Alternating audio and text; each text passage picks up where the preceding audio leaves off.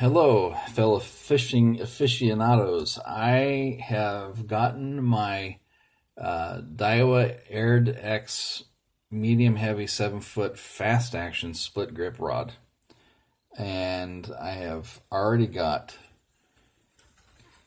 my Cast King Mela 1000 on it, which it's got an incredibly strong drag, by the way, for its size.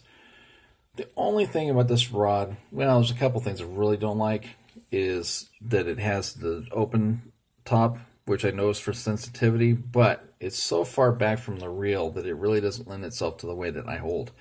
Because some people, they'll hold behind the reel, some people will hold one finger. I'm two finger all the time, so I have split between and half on my hand. So it really doesn't work as well for me. Also considering the fact that I really can't feel my fingertips. I'm getting a little bit back nowadays, but not enough, and I have to feel with my forearm tension and visually with the rod as well. So I'm probably going to get a little bit of that pull foam, like one of the short little pieces, and a little half moon, and take that that rod wrap for the handles. After I get the reel that I just ordered, which is another Cast King, I got a size 2000 Sharky 2, which it's had some mixed reviews, but for the price point, it was like 38 bucks shipped. For the price point, that reel has been reviewed really, really well by some people. Some people don't like some of the aesthetics, the way that it handles. That's personal preference to me. The part that has gotten solid reviews is the fact that the drag is bone-ass strong. There's not too much of an infinite adjustment, which I like because I don't like having to adjust the shit out of it when I got a big-ass catfish and all of a sudden I have to tighten the drag on it. And I'm sitting there turning and turning and it's just going, I hate that shit. I want to go click a click and it's tight. On other reels, that's a different story. But for my catfish ones or my multi-roll ones, which is what this is going to be, so this is the 1000, and the one that I'm getting is a 2000. It's not that much of a bigger one, but the technology is different in it, and it's about the same weight.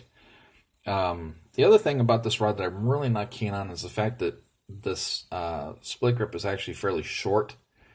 I like them a little bit longer, but you know, it's just me. It's a leverage thing with me. It'll work just fine. It's got a great fast tip. I already checked. The backbone is stupid on this thing.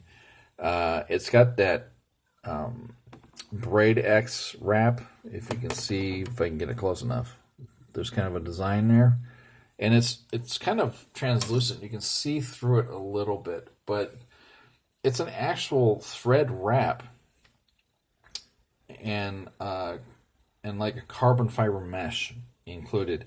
That goes the first about 1.5 feet of the rod, and then it's solid rod after that, but it's also in the butt section too, so it's really, really, really super strong.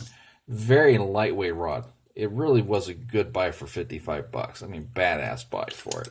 And when I put the Sharky 2 on it, I fully expect it to be a very capable, everything from bass to all the way through, a decent sized flathead even. I kind of like light tackle with spinning rods for catfish anyway. When I have bait casting conventional reel type outfit, it's a different story.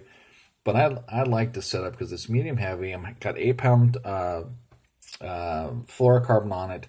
I've got my slip bobber on it right now, so it's gonna work for what I want to do. But it's pretty damn nice. I mean, I got a really good price for it, so I'm not disappointed in the fact that I spent the money. The reel that I got for it's even better than the Mela 2, which I've reviewed really, really well, by the way. I'm really looking forward to getting that reel in and putting some line on it. But I'm going to be headed out and trying this out probably tomorrow. I won't have space of time to try it out today. And I'll give a review on it by itself, and then when I put the Sharky 2 on it, that combination, I wanted a little bit bigger than 1,000 or 1,500 to hold more line for the strong runs that catfish tend to run. This particular one I'll be using for light, ultralight Carolina rigging, which is where you have the big weight, but you have light lures on the end of a decent sized leader. I've got singles and stuff like that I can use. I've even done the slip bobber, but with a drop shot, which I actually do quite often for panfish, but I've done it also on the slip bobber. So when I pull it, it has that same effect, but I see when the fish takes it instead of it sitting there, just looking at the line. It doesn't get quite as triangulated, diagonal, so to speak. It's more straight up and down, but that motion on the bait is still there. And I found that regardless of species I'm going for, whether it's crappie, bluegill, red ear, little mudsuckers, catfish, bass, they all will hit that rig. I'll use it for just regular live bait, regular hot dog baits, and I usually use a spin shot hook all the way from a size 6 up to a 1/0. I've got some 2/0, not that many. And it works very well. But in this instance, my standard catfishing one that I'm doing right now, because I'm using hot dog and bluegills at the moment when I catch them in my cast net, is my slip bobber. And I have it going to a number 5 split shot, the lightest twin barrel swivel that I can use, which I think this is a size 10 maybe. And then I have another size 5, and then I have this is a Demon Circle. This is a 3/0 Demon Circle, this one right here. I have them from size 1 through 7/0. I've found with the catfish, especially on spinning outfits with this slip bobber setup I have found that they don't notice that there's a rig there like some of the ones that are on the bottom do. It doesn't happen the same way. And it's been very effective because they literally don't know what's going on. They see nothing. They just see the bait. And I've even had trout on my number 10 little sickle hooks underneath my ultralight version of this.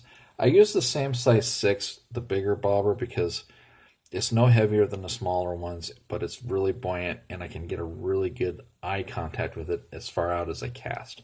It's a great rig for the Salt River, by the way. If you know how deep it is in certain areas, you can adjust your stop point and just let it float, and all of a sudden your bobber's gone. Okay, fish on.